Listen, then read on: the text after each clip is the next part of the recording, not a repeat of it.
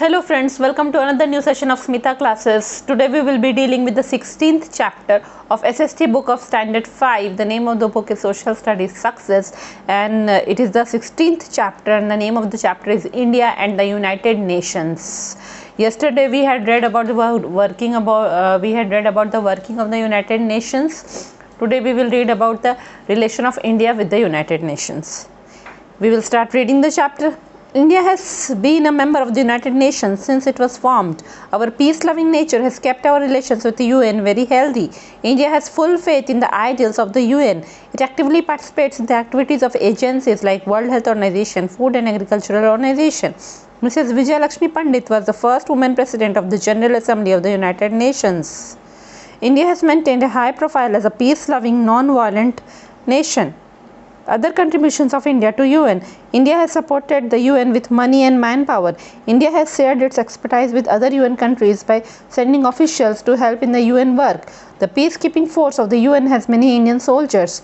They are sent all over the world where they are required. India has served for the cause of UN in Korea, Zaire, Cyprus and Namibia. Indian officers have been commanders of the peacemaking forces of the United Nations.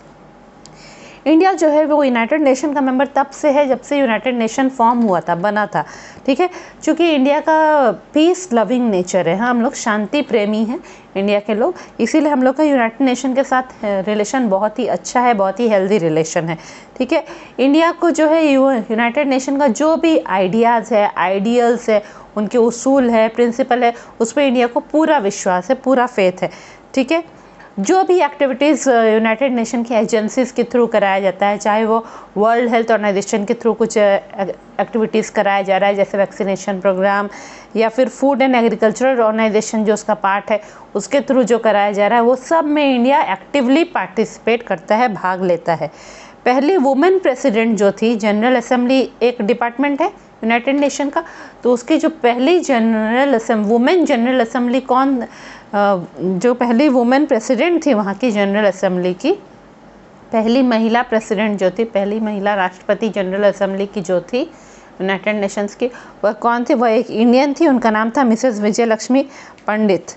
ठीक है, India एक ऐसा profile, India जो है उसने अपने आप को किस तरह से वहाँ पे प्रस्तुत किया है, वह शांति प्रेमी, अहिंसावादी और जो है शांति प्रेमी, प्यारा और अहिंसावादी राष्ट्र है।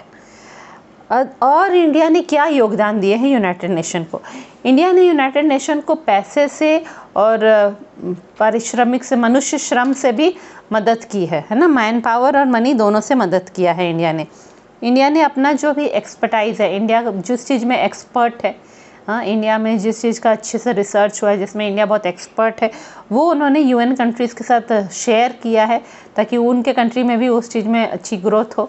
ठीक है, कैसे? इंडिया ने अपने ऑफिसर्स को भेजा है यूएन कंट्री को ताकि यूएन कंट्री में जो है वो काम अच्छे से हो सके। ठीक है, इंडिया ने अपने ऑफिसर्स को यूएन कंट्रीज़ में भेजा है जहाँ उस फील्ड से रिलेटेड काम चल रहा है जिसमें इंडिया एक्सपर्ट है, और इंडिया के ऑफिसर्स वहाँ जाके सुपरवाइज़ करते हैं, गाइडेंस देते हैं और यूएन के काम में मदद करते हैं।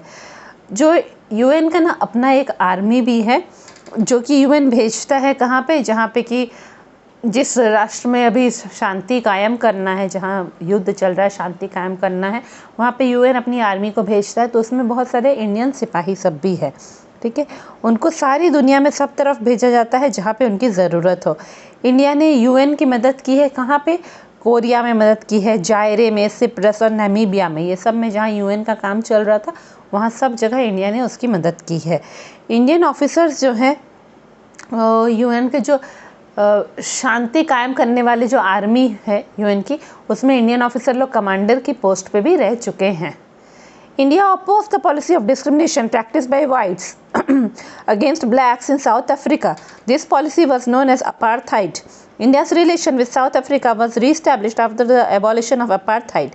In 1956, Israel, England and France attacked Egypt and there was a danger of world war.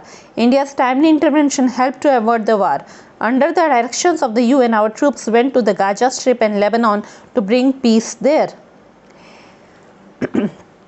South Africa में जो है वहाँ पे भी जो है यूरोप, इंग्लैंड जो है वो वहाँ पे रूल करता था। इंग्लैंड और यूरोप के कुछ और नेशंस वहाँ पे उन्होंने अपनी कॉलोनी बनाई हुई थी। साउथ अफ्रीका को अपनी कॉलोनी बनाई थी, जिस तरह हमें अंग्रेज़ों ने हम इंडिया को कॉलोनी बनाई थी, इसी तरह जो है वहाँ पे यूरोपियन नेशंस ने साउथ अफ्रीका में अपनी कॉलोनी बनाई थी। तो कहते थे, एक तरह से कह सकते गोरे लोगों का राज्य था साउथ अफ्रीका के काले लोगों के ऊपर। तो वहाँ पे जो ये गोरे लोग थे वो लोग बहुत ही बुरे तरह से ट्रीटमेंट कर रहे थे साउथ अफ्रीकन के साथ, और उसको इंडिया हमेशा अपोज करता रहा कि नहीं, ये ट्रीटमेंट गलत है, ऐसा नहीं होना चाहिए। और ये जो पॉलिसी था उसका नाम अपार्थाइड था। ठीक है, ये अपार्थाइड क्या पॉलिसी था? ये जो डिस्क्रिमिनेशन कर रहे हैं गोरे लोग काले लोग के साथ, ये जो भेदभाव कर रहे हैं गोरे लोग काले लोगों के साथ, उसको अपार्थाइड नाम दिया गया था। तो इंडिया इस अपार्थाइड पॉलिसी को अपोज करता था। ठीक है, और फिर कुछ समय बाद ये अपार्थाइड पॉलिसी को पूरी तरह से अबॉलिश कर दिया गया, पूरी तरह से ख़त्म कर दिया गया, और उस वक्त जो है इंडिया का रिलेशन साउथ अफ्रीका के साथ बहुत अच्छा रहने लगा। ठीक है, 1956 में क्या हुआ कि इज़राइल, इंग्लैंड और फ्रांस, इज़राइल, इंग्लैंड और फ्रांस, ये तीनों मिलके 1956 में इन तीनों ने मिलके इजिप्ट पे क्या किया? मिस्र जो है इजिप्ट, वहाँ पे आक्रमण कर दिया। कौन कौन से देशों ने? इंग्लैंड, फ्रांस और इज़राइल ने 1956 में इजिप्ट पर आक्रमण कर दिया। इजिप्ट को मिस्र भी बोलते हैं, है ना, उस पर आक्रमण कर दिया। और तभी इंडिया ने उसमें बीच में जाके समझौता कराने की कोशिश की। जब इंडिया ने समझौता कराया, जिसके कारण जो है जो ये खतरा मंडरा रहा था कि एक विश्व युद्ध हो सकता है, वह विश्व युद्ध रुक गया। ठीक है, फिर यूएन ने डायरेक्शन दिया, यूएन ने बताया कि कहाँ कहाँ आर्मी को भेजना है। तो हमारी आर्मी जो है वह एक जगह है उधर इज़राइल के पास है, गाजा स्ट्रिप। ठीक है, और उधर ही एक कंट्री है लेबनान है। ठीक है, तो हमारी जो आर्मी है यूएन के थ्रू होके वह गई थी वहाँ गाजा स्ट्रिप और लेबनान में, वहाँ काफ़ी दिन तक रुकी हुई थी ताकि वहाँ पे शांति बना सके। UN's contribution to India. Many UN experts come to India to solve our problems. We have received help from the agencies like World Bank, WHO, FAO, UNICEF, etc. The FAO, Food and Agriculture Organization of the UN, has contributed to the development of fishing industry in India. Fishermen have been given instructions in modern methods of maintaining fisheries. Many fisheries have been set up with its help. It has helped in improving farming methods. Now seeds, fertilizers and insecticides have been developed through cooperation with Indian scientists. WHO, World Health Organization, has helped in training nurses and health officers to be stationed in the backward areas of the country. Diseases like cholera, malaria and smallpox have been eradicated due to the efforts of the WHO. The UNICEF has contributed by funding the Anganwadi program. Children and women of many villages are brought together to be educated in Anganwadis. The UNICEF has taught mothers to take care of infants and raise healthy children. India often borrows money from IMF, International Monetary Fund, to support its development programs. अब है कि UN का क्या योगदान था India में। हाँ, UN ने क्या क्या किया इंडिया में? तो यूएन के बहुत सारे एक्सपर्ट्स लोग इंडिया आते हैं ताकि हमारे कुछ प्रॉब्लम को वो सॉल्व कर सके। हम लोगों को यूएन के किस एजेंसी से मदद मिला है? वर्ल्ड बैंक जो है यूएन का, उसके थ्रू, WHO जो है वर्ल्ड हेल्थ ऑर्गेनाइजेशन, उसके थ्रू मदद मिली है, और फूड एंड एग्रीकल्चर ऑर्गेनाइजेशन जो उसकी तरफ से मदद मिली है। इसी तरह यूनिसेफ की तरफ से मदद मिली है। जो Food and Agriculture Organization UN का है, उसने किस चीज़ में मदद की है? हमारे देश में मछली पालन को डेवलप कराने में उसने मदद की है। ठीक है, जितने भी मछुआरे हैं उन सबको उन्होंने इंस्ट्रक्शंस दिया है, एक तरह से कह सकते हैं पढ़ाया है, सिखाया है कि किस तरह मॉडर्न तरीक़ों से, मॉडर्न मेथड से आप जो है फिशरीज़ मेंटेन कर सकते हैं। मतलब आपने जहाँ आप मछली पालन कर रहे हैं जिस जगह में, वहाँ उसको आप कैसे मेंटेन करेंगे मॉडर्न तरीके से, यह उन लोगों ने आके हमें सिखाया है। ठीक है, उन लोगों की मदद से बहुत सारे फिशरीज़ जो है मछली पालन की जगह तैयार की गई हैं। और इसी तरह फूड एंड एग्रीकल्चर ऑर्गेनाइजेशन ने जो है खेती करने के नए नए तरीके भी हमें बताए हैं, और इससे हमारे खेती करने के नए तरीक़ों में बहुत इम्प्रूवमेंट भी आया है।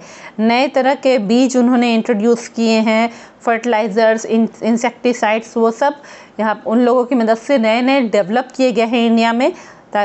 और सिर्फ वो लोग ही ने मदद नहीं की, इंडिया के अपने साइंटिस्ट जो है उन्होंने सहयोग दिया और UN के साइंटिस्ट ने सहयोग दिया और उनकी मदद से जो है नए तरह के बीज, इंसेक्टिसाइड्स, फर्टिलाइजर्स ये सब डेवलप किए गए हैं। फर्टिलाइजर्स आप जानते हैं जो केमिकल से बना हुआ खाद होता है वो उसे फर्टिलाइज़र कहते हैं। इंसेक्टिसाइड्स जो छोटे छोटे कीट पतंग इंसेक्ट्स को मारने के लिए जो दवा स्प्रे की जाती है उसे इंसेक्टिसाइड्स कहते हैं।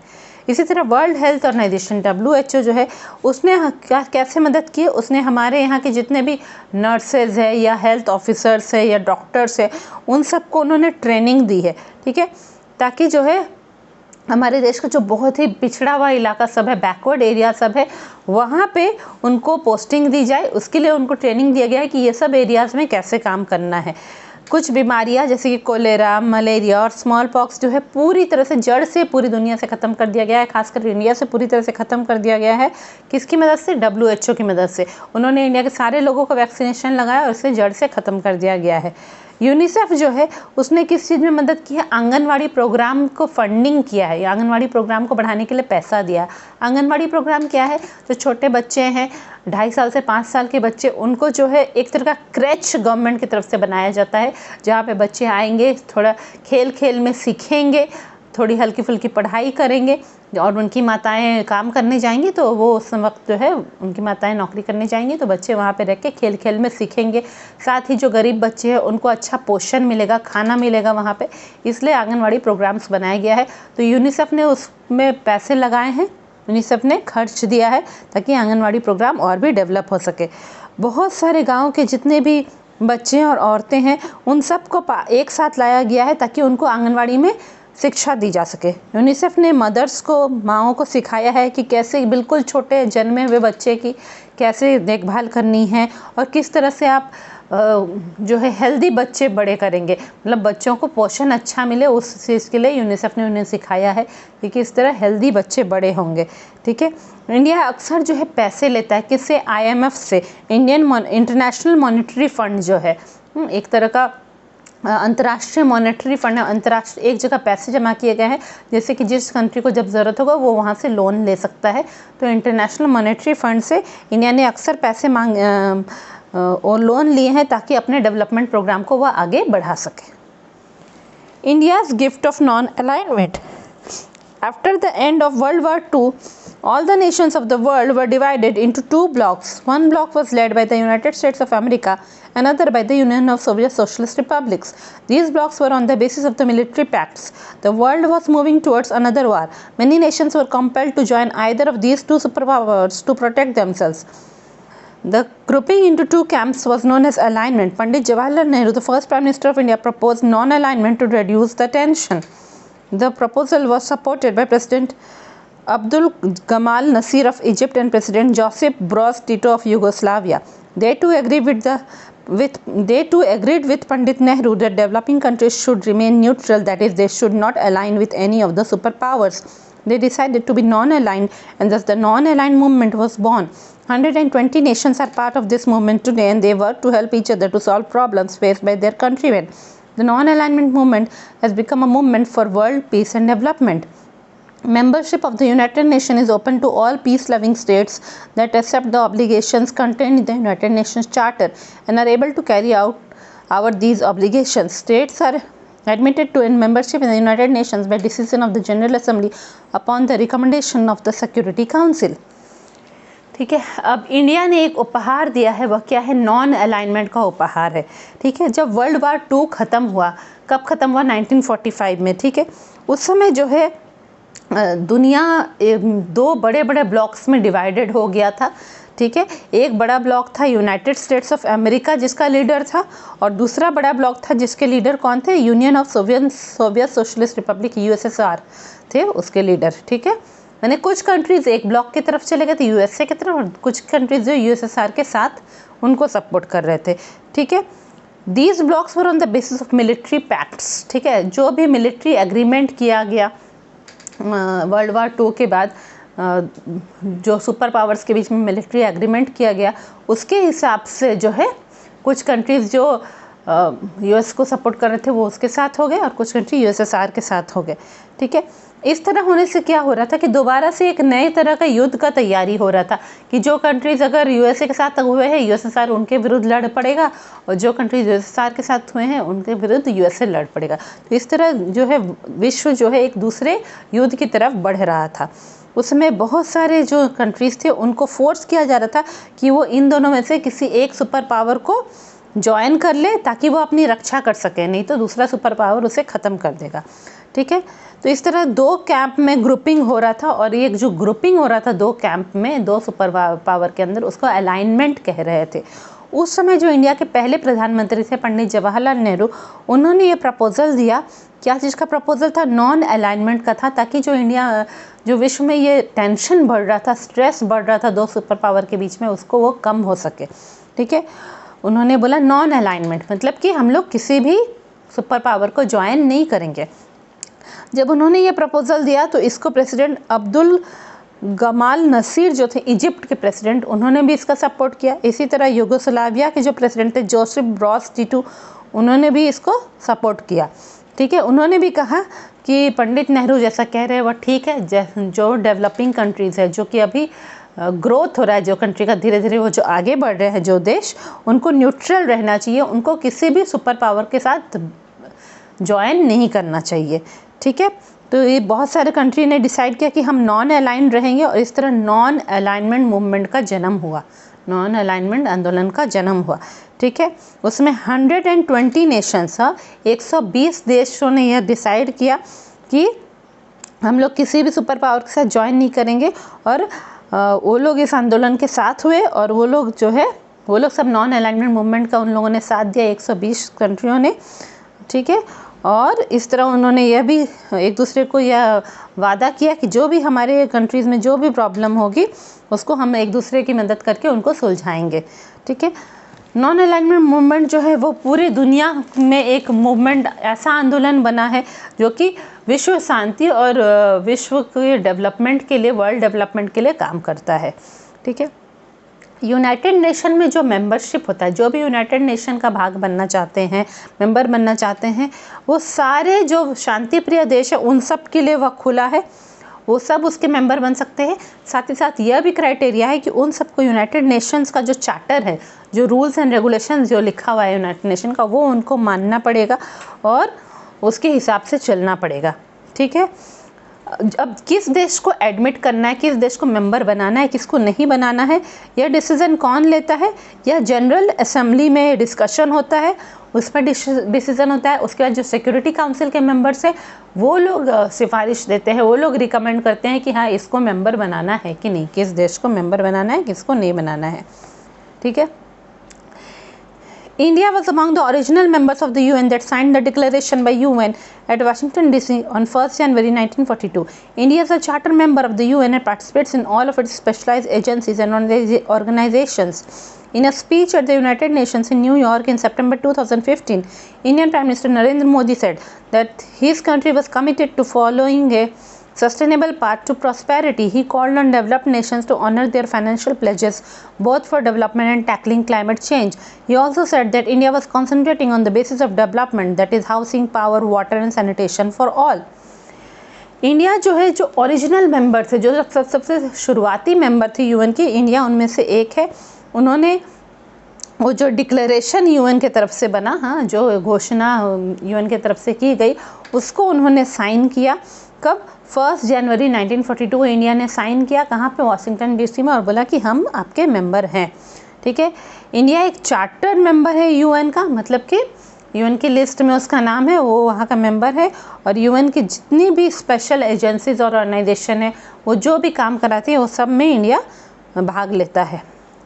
यूनाइटेड नेशंस में न्यूयॉर्क में सितंबर 2015 में हमारे देश के प्रधानमंत्री जो है नरेंद्र मोदी साहब जो है, उन्होंने एक स्पीच दिया था। कहाँ पे? न्यूयॉर्क में। उन्होंने कहा कि हमारा कंट्री प्रतिबद्ध है, माने हमारा कंट्री कमिटेड है, हमारा कंट्री पूरी तरह से तैयार है एक सस्टेनेबल पाथ टू प्रॉस्पेरिटी। देखिए, सस्टेनेबल पाथ क्या होता है कि हम जितने भी नेचुरल रिसोर्सेज हैं, हाँ, जैसे वन है, पानी है, ज़मीन है, मिट्टी है, मिनरल्स है, उन सब को हम यूज़ करेंगे। साथ ही साथ हमारे आने वाले जनरेशन के लिए भी थोड़ा थोड़ा रखते जाएंगे, पूरी तरह से उसे ख़त्म नहीं करेंगे। उसको कहते हैं सस्टेनेबल। तो नरेंद्र मोदी ने कहा कि हम सस्टेनेबल पाथ टू प्रॉस्पेरिटी कर रहे हैं। ये हम सब समृद्ध तो होंगे, हम सब अच्छे से ग्रो करेंगे, डेवलप करेंगे, पर सस्टेनेबल ग्रोथ करेंगे, आने वाले जनरेशन्स के लिए भी हम रखते जाएंगे। ठीक है। उन्होंने जितने भी डेवलप्ड नेशन है, जो पूरे विकसित देश है, उन्होंने उन सबको यह आवाज़ दी कि आप लोग जो है आपने जो भी ये किया है, कसम खाइए कि आप कितने खर्च करेंगे डेवलपमेंट के लिए, या फिर क्लाइमेट जो मौसम चेंज हो रहा है पोल्यूशन के कारण, उसको कैसे उस समस्या का समाधान करेंगे। ये सब के लिए आप लोगों ने जो भी पैसे रखे हैं, हाँ, ये कसम खाई कि हाँ इतने पैसे हम इसमें खर्च करेंगे, उसको आप माने। हाँ, उन पैसों को आप उसी चीज़ के लिए खर्च करें, देश को डेवलप कराने के लिए और क्लाइमेट चेंज को, इस समस्या को संभालने के लिए। ठीक है, यह बात उन्होंने कहा। उन्होंने ये भी कहा कि इंडिया जो है वो कॉन्सेंट्रेट कर रहा है बेसिक्स ऑफ डेवलपमेंट। उन्होंने कहा कि विकास करने का जो बेसिक चीज़ होता है, जो शुरुआती चीज़ होता है, जिससे लगता है कि हाँ देश अब विकास कर रहा है, इंडिया उस पर कॉन्सेंट्रेट कर रहा है। जिसमें क्या है, हाउसिंग, कि सभी के लिए घर हो, देश में बिजली हो, पावर हो, पानी सबके हो, सबके लिए सैनिटेशन हो, टॉयलेट्स हो, सब सारे सिटीजन्स के लिए इंडिया उसमें कॉन्सेंट्रेट कर रहा है। Former Minister of External Affairs, late Sushma Swaraj, addressed the 72nd session of UN General Assembly on September 23, 2017. She said that the UN was established for the welfare, security, harmony, rights and economic progress of the people of our world. India fully supports the efforts in this great mission. She said that the world is trapped in troubles like rise of violence and terrorism. A large part of the world's population is tortured by hunger and poverty. In this critical situation, India has shown courage and leadership to take tough decisions to interlink the process of sustainable development. All programs launched by India, such as Digital India, Skill India, Clean India, Startup India, Stand Up India, etc., have a principal purpose of empowerment of the poor. India's role in UNO has been one of the strong supporters of the United Nations organization. It always promoted the cause of UNO and cooperated with it. ठीक है। External affairs minister एक हमारे देश में होते हैं। तो जो पहले हमारे देश की एक्सटर्नल अफेयर्स मिनिस्टर थी वह थी स्वर्गीय सुषमा स्वराज, हाँ, जो कि अब और जीवित नहीं है। तो सुषमा स्वराज जी जो थी वह एक्सटर्नल अफेयर मिनिस्टर थी हमारे देश की। तो उन्होंने जो है जनरल असेंबली में भाषण अपना दिया था। कब? सितंबर 23, 2017 को। वो 72 जनरल असेंबली मीटिंग था। ठीक है, 72 सेकेंड सेशन था वो जनरल असेंबली का, 72 वाला सेशन था जिसमें उन्होंने भाषण दिया।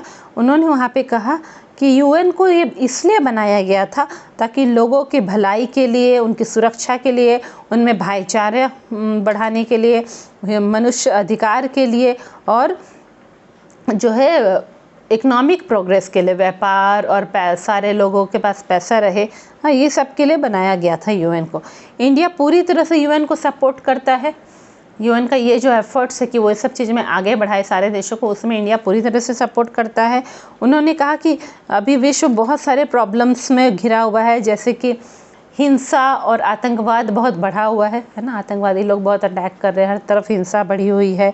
वर्ल्ड का एक मेजर जनसंख्या, जो एक मेजर पार्ट ऑफ पॉपुलेशन जो है वो बहुत ही तरह से मतलब टॉर्चर्ड है, वो बहुत ही दुख पा रहा है, किससे? भूख और गरीबी से पा रहा है। तो इस तरह का एक क्रिटिकल सिचुएशन है, काफ़ी प्रॉब्लम्स है। वैसे में भी इंडिया ने बहुत साहस दिखाया है और एक सफल नेतृत्व किया है, एक अच्छे लीडरशिप इंडिया दिखा रहा है। दूसरे लोगों को ये लीडरशिप इंडिया दिखा रहा है कि बहुत ही टफ डिसीजंस लेंगे। मतलब उनका कहने का मतलब है कि अभी देखिए वो सब प्रॉब्लम्स ज़्यादा है, आतंकवाद, गरीबी, भूख, फिर भी वैसे में भी इंडिया टफ डिसीजन ले रहा है, मुश्किल से यह डिसीजन ले रहा है कि हम अपने आप को डेवलप भी करेंगे और सस्टेनेबल डेवलपमेंट भी करेंगे, है ना। हम एनवायरनमेंट को नहीं नुकसान पहुँचाते हुए अपने आने वाली पीढ़ियों के लिए भी कुछ कुछ रिसोर्सेज रखते जाएंगे। उन्होंने कहा कि इंडिया में बहुत सारे प्रोग्राम लॉन्च किए गए थे, जैसे डिजिटल इंडिया है, skill India, clean India, startup India, stand up India. ये सब जो है, ये सारे प्रोग्राम्स क्यों इंडिया में बनाए गए? ताकि गरीबों को सशक्तिकरण हो, है ना, उनको एम्पावरमेंट हो, उनको सहारा मिले और वह आगे बढ़े, इसके लिए ये सारे प्रोग्राम्स बनाए गए हैं। इंडिया का कैसा रोल है यूएनओ में, कि इंडिया एक बहुत ही स्ट्रॉन्ग सपोर्टर है यूएनओ का। यूएनओ को इंडिया ने बहुत अच्छे से सपोर्ट किया है और उसने हमेशा वह कारण जिसके लिए यूएनओ बना था उसको वो इंडिया हमेशा प्रमोट करता है, मतलब कहता है हाँ बिल्कुल इसी कारण के लिए बना है, इस कारण को यूएनओ को करना चाहिए, इंडिया कहता है। और फिर साथ ही साथ वह यूएनओ का सहयोग भी देता है उन सारी चीज़ों को डेवलप कराने के लिए। तो इस तरह आपका ये चैप्टर ख़त्म हो गया है और यूएन के साथ जो इंडिया का रिलेशंस है उससे रिलेटेड चैप्टर ख़त्म हो गया है। ये आपका 16th चैप्टर था। अब इसके बाद हम लोग 17th, 18th, 19th 3 चैप्टर और होंगे और ये आपका SST का चैप्टर सारा कंप्लीट हो जाएगा। आज के वीडियो में बस इतना ही। Thank you.